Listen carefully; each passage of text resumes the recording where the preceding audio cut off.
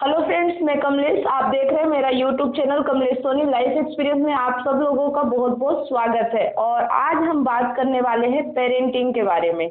और हमारे साथ कॉलिंग पे है मधु। और मधु के दो प्यारे प्यारे छोटे छोटे बच्चे हैं। तो मधु सोनी, आप अपने बच्चों की पेरेंटिंग अभी फिलहाल किस तरह कर रही हैं? कुछ आइडिया है आपको? बच्चे जैसे जैसे बड़े हो रहे हैं तो जिद्दी हो रहे हैं। डांट दो अगर तो मान तो जाते हैं, लेकिन उनका मन नहीं मानता। वो तो मान जाते हैं डांटने पर, लेकिन उनका मन नहीं मानता। उनको ऐसा लगता है कि मम्मी मम्मी के पास पावर है तो हमको डांट देती है, बाकी मन से वो उस चीज को नहीं मान रहे हैं। हमने डांट दिया कि ऐसा मत करो ऐसा मत करो, तो मान तो जाते हैं, लेकिन उनका मन कहीं ना कहीं रहता है कि मम्मी डांट रही है, हमको ऐसा करने नहीं देती, हमको हर चीज में मना करती है, हमको हर चीज में टोकती है। ऐसा उनके मन में फील होता है। मतलब कि आपको कोई प्रॉब्लम आ रही है, ऐसा लगता है कि मुझे अभी सीखना चाहिए, समझ? जी बिल्कुल लगता है, ऐसा लगता है। मतलब ऐसा कैसे किया जाए कि बच्चों को ये लगे कि हाँ मम्मी जो कह रही है वो हमारे हित के लिए कह रही है, सही कह रही है, हमको गलत चीजों से मना कर रही है। मतलब ऐसा उनको कैसे लगे। ठीक है, तो मधु जी, आज मैं आपको 10 टिप्स ऐसे बताने वाली हूँ जिससे कि आपका बच्चा बनेगा बेहतर इंसान। ठीक है? पेरेंटिंग टिप्स जो मैं आप फॉलो करिएगा। और मैं अपने व्यूअर को बताना चाहती हूँ कि अगर आप ये वीडियो देख रहे हैं और आप भी इन नियमों का, इन टिप्स का पालन करेंगे तो आपके बच्चे भी बेहतर बनेंगे। हाँ, एक बच्ची है जो 5+ है और बच्चा है जो 10+ है। चलो ठीक है, तो यहाँ पे मैं आपको कुछ 10 टिप्स बताने जा रही हूँ। तो एक अच्छे पेरेंट्स को परफेक्ट होने की जरूरत नहीं होती है। कोई भी परफेक्ट नहीं होता, कोई भी बच्चा परफेक्ट नहीं है, है ना? इस बात को ध्यान में रखना बेहद महत्वपूर्ण है। मतलब ना तो बच्चा परफेक्ट होता, ना पेरेंट्स परफेक्ट होते। कोई ये जरूरी नहीं है कि आप परफेक्ट बनो तभी पेरेंटिंग सही हो सकती है, ऐसा कुछ नहीं होता, है ना? आप जैसे हो वैसे हो, बस ये टिप्स अपना लोगे तो जरूर आप कर पाओगे, है ना? जी बताइए। सफल पेरेंटिंग परफेक्शन हासिल करने के बारे में नहीं है, लेकिन इसका मतलब यह नहीं है कि हमें उस लक्ष्य के लिए काम नहीं करना चाहिए। पहले अपने लिए उच्च मानक सेट करें और फिर बच्चों के लिए। दूसरा, बच्चों के रोल मॉडल की तरह काम करें, है ना? पेरेंटिंग मतलब कि क्या होता है, आपको अपने बच्चों का रोल मॉडल बनना होगा। उनमें से बहुत सारी चीजें हैं जो आसान नहीं और जल्दी नहीं होंगी, तो घबराना नहीं है ना? जी। लेकिन फिर भी आप इन्हें आजमा सकते हैं ताकि बच्चों को अच्छी परवरिश मिल सके। नकल द्वारा सीखने के मामले में मानव एक विशेष प्रजाति है। ये तो सभी को पता है कि मानव नकल करता है। हमारी प्रोग्रामिंग कुछ इस तरह से है कि हम दूसरों को समझकर उनकी क्रियाओं का अनुसरण करते हैं और यह आदत में भी शामिल हो जाता है। बच्चे खासकर अपने माता पिता द्वारा किए गए हर काम को बहुत ही गहराई से देखते हैं। इसीलिए आप अपने बच्चों को जैसा ढालना चाहते हैं, उसे जैसा इंसान बनाना चाहते हैं, वैसे ही खुद भी बने। अपने बच्चों का सम्मान करें, उन्हें सकारात्मक व्यवहार और रवैया दिखाएं। आपके बच्चे की भावनाओं के प्रति सहानुभूति रखें और आपका बच्चा भी बिल्कुल यही पैटर्न फॉलो करेगा। मतलब अगर आप अपने बच्चों को कुछ समझते हो, चाहते हो कि वो ऐसा करे, तो सबसे पहले आपको उस आदत में ढलना होगा, है ना? मतलब आपको उसका रोल मॉडल बनना होगा। ये नहीं कि आप कुछ भी करते जा रहे हो और बच्चों को बोल रहे हैं कि ये नहीं करना, ऐसा नहीं होता है ना? जी। नंबर 2, बच्चों को प्यार करें और उन पर जाहिर भी करें। बच्चों के प्रति अपना प्यार जताइए।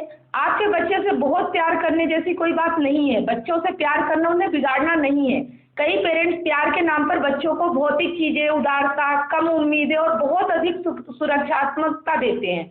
मतलब कि प्यार के नाम पे वो बहुत ज्यादा ही उनको वो कर देते हैं, जिससे बच्चा क्या होता है कि आपके प्यार की जगह ये चीजें देते हैं तो वास्तविकता में आपका बच्चा बिगड़ रहा होता है। मतलब कि प्रोवाइड कराने लगते हैं। हाँ, मतलब कि हम प्यार तो करते हैं लेकिन ऐसा सोचते हैं कि हमारे बच्चे के लिए सुरक्षात्मक है। हम बहुत सारी ऐसी चीजें करने लगते हैं जो कि उसके लिए जरूरी नहीं होते और वो बिगड़ने लगता है उन चीजों से।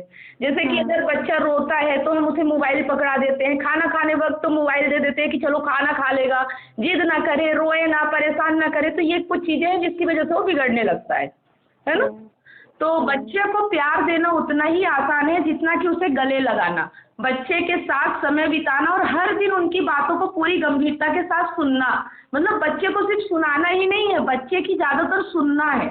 बच्चा क्या कहना चाहता है, बच्चा क्या सुनाना चाहता है, तो हमें उसे डांट नहीं देना। अगर कोई बच्चा कुछ चीज़ बोल रहा है तो हम डांट देते हैं कि चलो ठीक है बाद में बात करेंगे, नहीं। पर जब भी बच्चा आपसे बात करना चाहे उसे गंभीरता से सुने, है ना।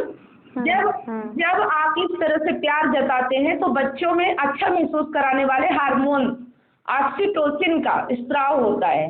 ये न्यूरोकेमिकल्स दिमाग को शांत रखते हैं, भावनाओं की गर्माहट और संतोष प्रदान करते हैं। इससे बच्चे में लचीलापन विकसित होता है और आपके साथ बच्चे का रिश्ता भी मजबूत होगा, है ना। नंबर 3 है उदार और सकारात्मक पेरेंटिंग का अभ्यास करें।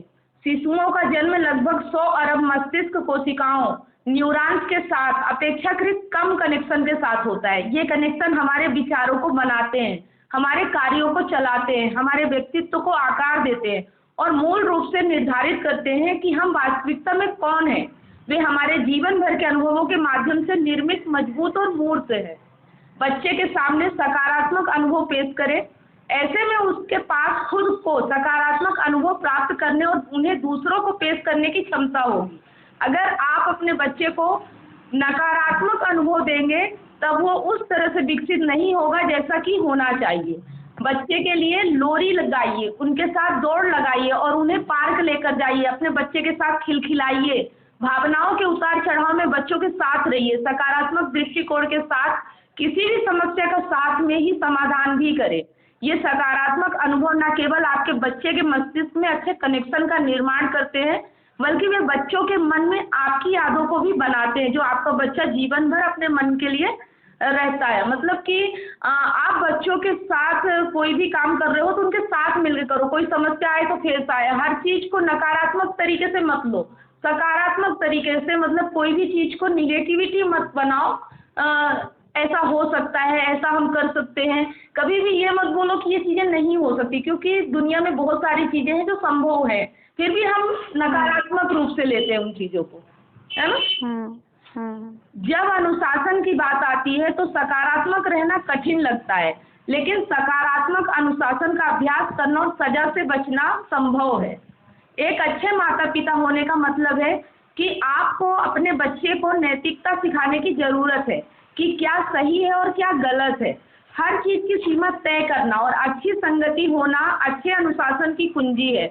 उन नियमों को लागू करते समय दयालु और दृढ़ रहे। बच्चे के हर व्यवहार के पीछे के कारण पर ध्यान दे और बच्चे को पिछली गलतियों के लिए सजा देने की बजाय भविष्य के लिए सीखने का मौका दे। मतलब कि उन्हें मारना पीटना या सजा देना ये जरूरी नहीं है। जो चीज हो रही है या हो चुकी है तो उसको बताएं कि इसमें क्या सही है और क्या गलत है और आगे उसे सुधारने का मौका दें, है ना। नंबर 4, बच्चे के लिए एक सुरक्षित जगह बने। अपने बच्चे को बताएं कि आप उनके लिए हमेशा हैं और उनके संकेतों एवं आवश्यकताओं के प्रति संवेदनशील है। अपने बच्चे को एक व्यक्ति के रूप में समर्थन और स्वीकृति दे। अपने बच्चे के लिए एक गर्मजोशी से भरा और सुरक्षित इंसान बने ताकि वो आपसे अपना मन साझा कर सके।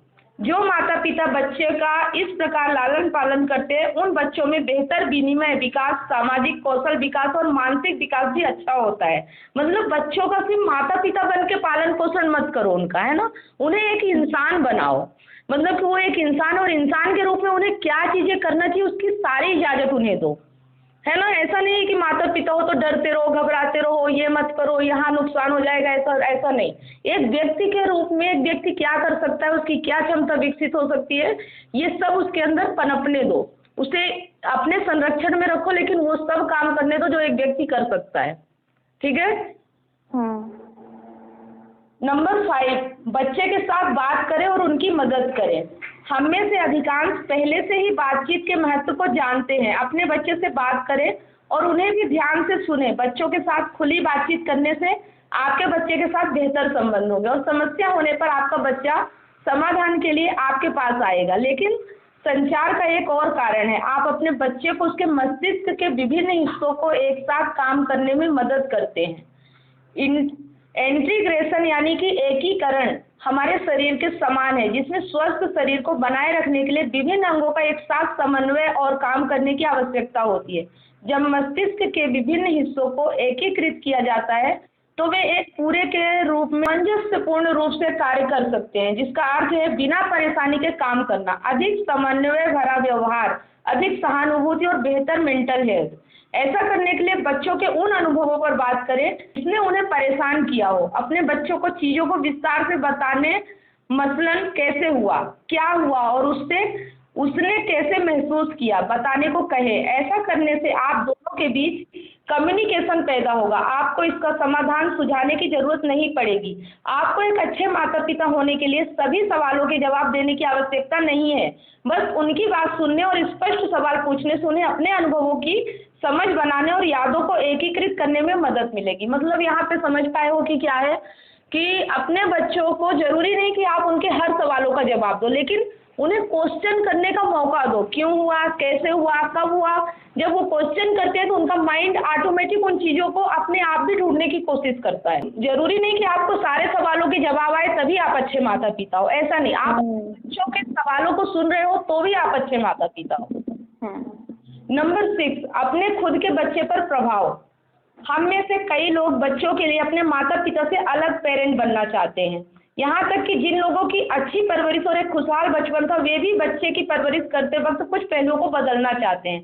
जैसे कि कुछ लोग ऐसे होते हैं कि हमारी परवरिश जैसी हुई है तो हम चाहते हैं कि हमारे बच्चों की परवरिश कुछ अलग हो, है ना? लेकिन बहुत बार जब हम अपना मुंह खोलते हैं, हम उसी तरह बोलते हैं जैसे हमारे माता पिता ने किया था। कई बार हम जैसा बचपन खुद जी चुके हैं, ठीक वैसा ही बच्चे के लिए भी चाहते हैं। यह समझने की दिशा में एक कदम है कि हम जिस तरह से करते हैं, हम उसका पालन करते हैं।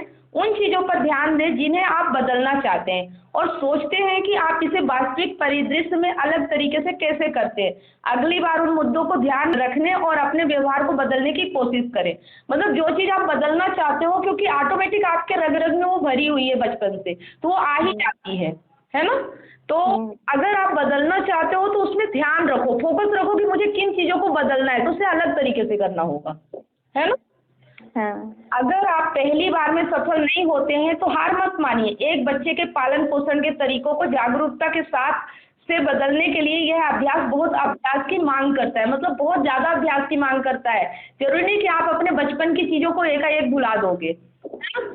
उसके लिए आपको अभ्यास करना पड़ेगा। लगातार करते रहने से आपका जो पिछला एक्सपीरियंस है वो फिर नए अनुभव में बदल जाता है। अपनी सेहत का भी रखे ख्याल। पेरेंट्स को भी राहत की जरूरत होती है, ऐसे में खुद की सेहत का भी ख्याल रखें। अक्सर कई बार शिशु के पैदा होने पर आपकी खुद की सेहत या आपकी शादी जैसे सेकंड प्रायोरिटी बन जाते हैं और उन पर ध्यान ही नहीं जाता।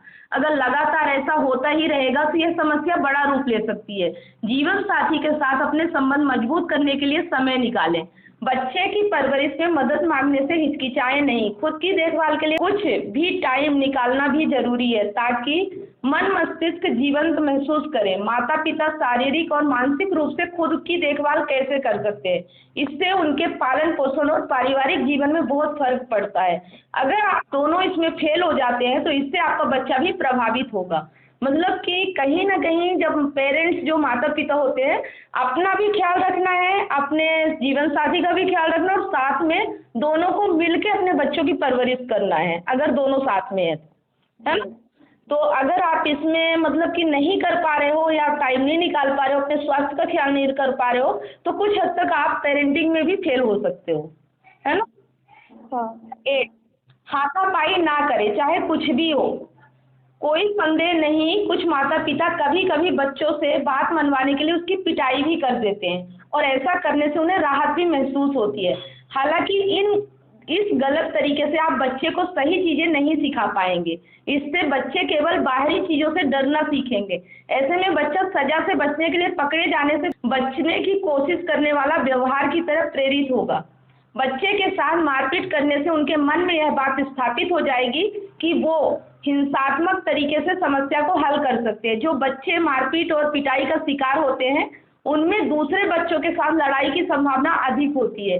वे विवादों को सुलझाने के लिए बदमाशी, गाली गलौज, शारीरिक आक्रामकता का उपयोग करने की अधिकतर संभावना रखते हैं। बाद में जीवन में वे भी काफी नाजुक असामाजिक व्यवहार, माता पिता के साथ खराब रिश्ते, मानसिक स्वास्थ्य के मुद्दे और घरेलू हिंसा यही मेन बात थी जब तक बच्चा छोटा है तब तक डर के मारे तो मान जाएगा बात, ठीक है, लेकिन उसका मन उस चीज़ को एक्सेप्ट नहीं कर रहा है। तो जिस दिन बच्चे बड़े होते हैं उसके बाद फिर वही बात आती है कि बच्चे बड़े होने के बाद माता पिता के रिस्पेक्ट करना छोड़ देते हैं। बच्चों को दबाया जा रहा है, सताया जा रहा है, डांट मार के हर चीज़ मनवाई जा रही है, तो वो भावना उनके अंदर कुंठित होती रहती है, मतलब धीरे धीरे हो के बहुत हो जाती है। और फिर जब वो बड़े हो जाते हैं, जब उनको महसूस होता है कि हाँ हम भी ताकतवर हो गए, हमारे शरीर में ताकत आ गई, हम सक्षम हो गए, हम फिर वो रिस्पेक्ट करना छोड़ देते हैं। ये सोचते हैं हाँ हम क्यों सहें किसी का, ये हो जाता है। तो यहाँ पे अपने बच्चों को मारपीट नहीं करना है ना। घरेलू हिंसा पीड़ित या दुर्व्यवहारियों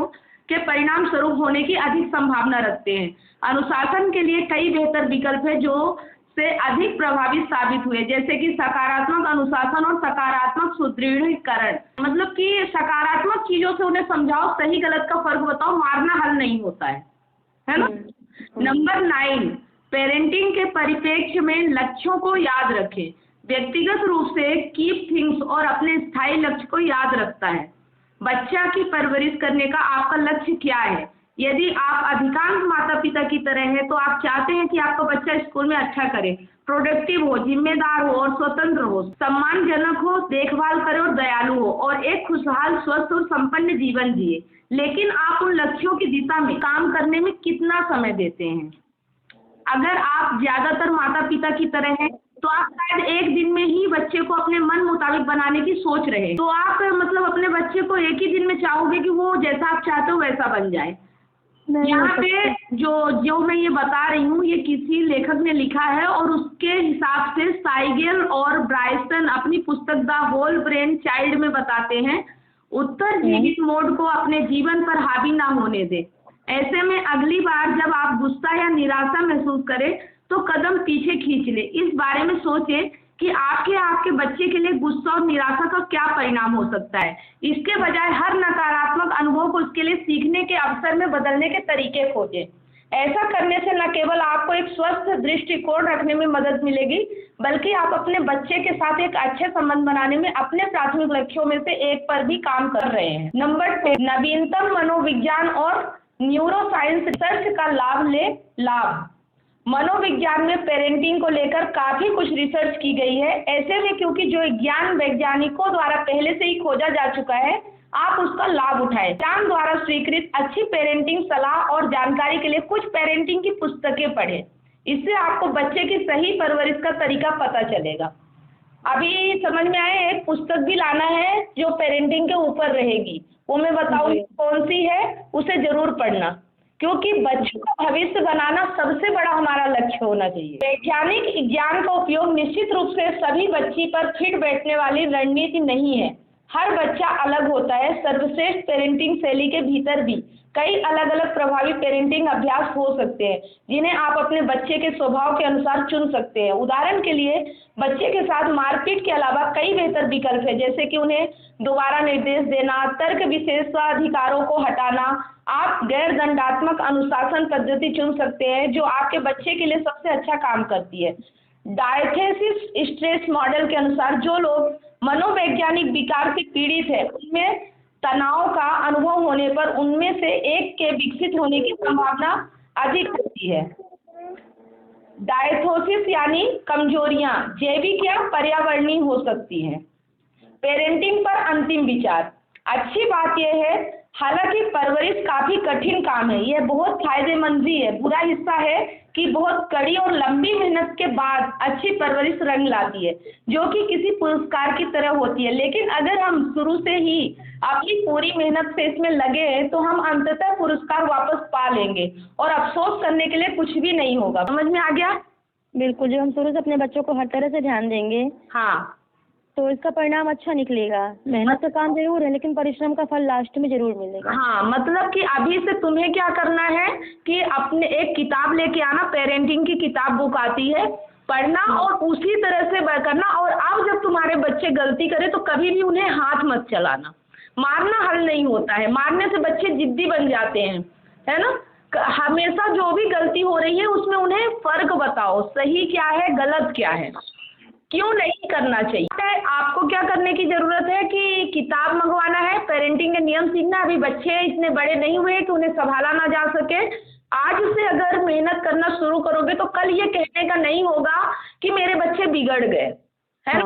अगर सही तरीके से गाइड की जाएगी तो बच्चे नहीं बिगड़ते हैं, बहुत अच्छे बच्चे होते हैं। आज मैं अपना उदाहरण देती हूँ। उदाहरण के लिए देखो कि मैंने बच्चों को ज़्यादा मारा पीटा नहीं, बस उन्हें ये बताती रहती थी कि क्या सही है और क्या गलत है, क्या करने से दुनिया में नुकसान होता है, क्या करने से फायदा होता है। आज की आदत नहीं है कि वो दारू पिए, सिगरेट पिए, गंदी लत पे जाए, गलत काम करे, क्योंकि उनके अंदर सही और गलत का फर्क समझ में आ चुका है। मतलब बच्चों को सही और गलत का फर्क हर पल, ऐसा नहीं कि कोई समय चुनो, जब भी तुम उनके साथ रहो हमेशा उनको सिखाते रहो। बच्चों को सही और गलत का फर्क बताना जरूरी है, उन्हें मारना पीटना नहीं है। और ये जो 10 टिप्स आए गए हैं इनमें काम करने की जरूरत है। और एक बुक पेरेंटिंग की हर पेरेंट्स को जरूर पढ़ना चाहिए कि बच्चों की किस तरह से देखभाल की जाए। जो पेरेंट्स ये वीडियो देख रहे हैं, जैसा कि मधु को समझ में आ चुका है, वैसे ही अगर आप भी सही तरीके की पेरेंटिंग करेंगे और आपका बच्चा जिस दिन से जन्म लेता है उस दिन से ही आप अपने बच्चे का सही ख्याल रखेंगे तो आपको कभी ये शिकायत का मौका नहीं मिलेगा मेरे बच्चे बिगड़ गए हैं या गलत संगति में आ गए हैं या कि मेरे पास ये समस्या थी इसलिए मैं ये नहीं कर पाई। समस्या माता पिता के पास कोई भी नहीं होती। आप जिस स्थिति में हैं, आप अगर सही पेरेंटिंग जानते हो, आप उसी तरीके से आप अपने बच्चे को पालन पोषण कर सकते हो। कमेंट करके हमें बताएं कि ये वीडियो आपको कैसा लगा और रिलेशनशिप में हो गया या पेरेंटिंग से या कोई भी ऐसी टिप्स के बारे में अगर आप जानना चाहते हो तो कमेंट करके बताएं, हम उस पर वीडियो जरूर बनाएंगे।